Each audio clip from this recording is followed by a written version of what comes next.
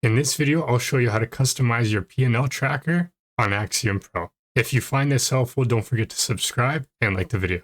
So the first thing you need to do is open up and log into your Axiom Pro account.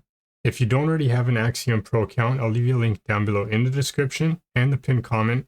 And if you use my link, you'll get a 10% discount on your trading fees for life.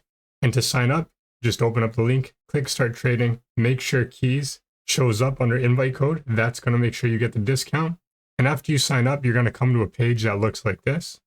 And right here at the bottom of the screen where you have your wallet tracker, Twitter tracker, PNL tracker, click on PNL tracker.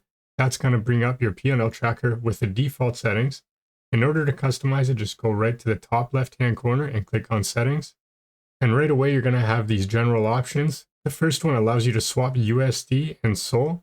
For example, if you toggle this on, it'll show your USD balance. Toggle it off, you'll see your SOL balance. If you also want to show alternate currency, toggle that on. It'll show your USD balance as well as your SOL balance. And right here under background image, you can put whatever image you want. For example, if I want to upload a different image, just click right here.